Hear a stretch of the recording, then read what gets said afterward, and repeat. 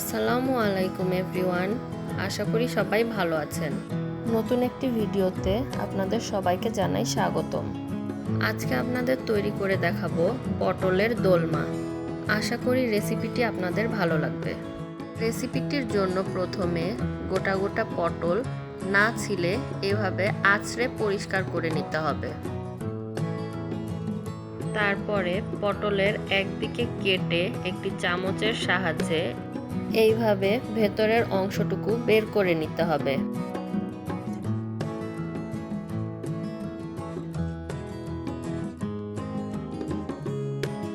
আপনাদের বোঝার সুবিধার্থে আমি আরো একটি করে দেখাচ্ছি।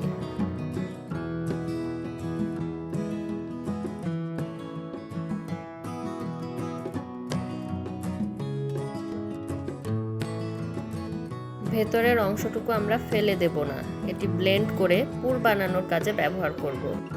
একটি ফ্রাই প্যানে তেল গরম করে 1 কাপ পেঁয়াজ ভেজে নেব।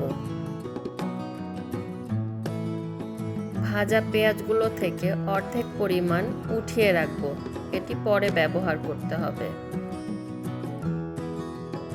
এখন পুর তৈরি করে নেওয়ার জন্য আদা রসুন জিরা বাটা মশলা, ধনিয়া গুঁড়া 1 চামচ, লবণ 1 চামচ, হলুদ গুঁড়া 1 চামচ, মরিচের গুঁড়া একসাথে ভালোভাবে কষিয়ে নেব।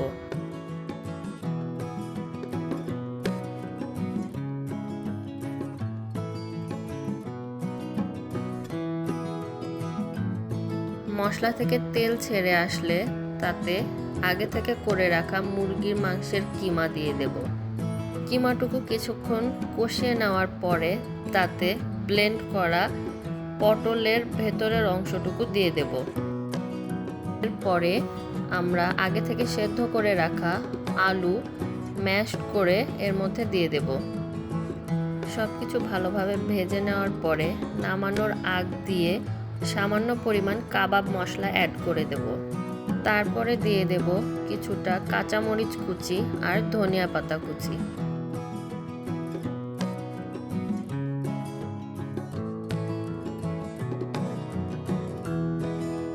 এবারে কিমাগুলো পটলের মধ্যে ভালোভাবে ঢুকিয়ে মাথার অংশটুকু টুথপিক দিয়ে ভালোভাবে লাগিয়ে দেব, যাতে কিমাগুলো বের হতে না পারে।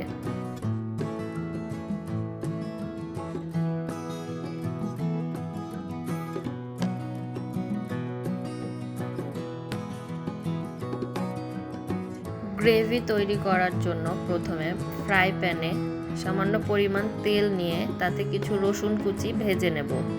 এরপরে একে একে 4 টেবিল চামচ পেঁয়াজ বাটা, হলুদ গুঁড়া, ধনিয়া গুঁড়া আর লবণ দিয়ে মশলা কষিয়ে নেব। মশলা কষানো হয়ে গেলে তাতে 2 টেবিল চামচ টক দই অ্যাড করে দেব। অন্যদিকে পুর ভরা পটলগুলো 2 পিঠ ভালোভাবে ভেজে নেব।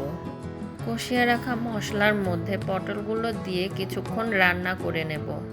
পটলগুলো ভালোভাবে সেদ্ধ হয়ে গেলে নামানোর পূর্বে ধনিয়া পাতা আর ভেজে রাখা পেঁয়াজ দিয়ে দেব। নামিয়ে রাখার 10 থেকে 15 মিনিট পরেই পরিবেশন করা যাবে এই সুস্বাদু পটলের দোলমা। আমার বাসার সবাই খেয়ে খুব প্রশংসা করেছে, চাইলে আপনারাও বাসায় ট্রাই করতে পারেন। এতক্ষণ আমার সাথে থাকার জন্য আপনাদের সবাইকে ধন্যবাদ। আল্লাহ হাফেজ।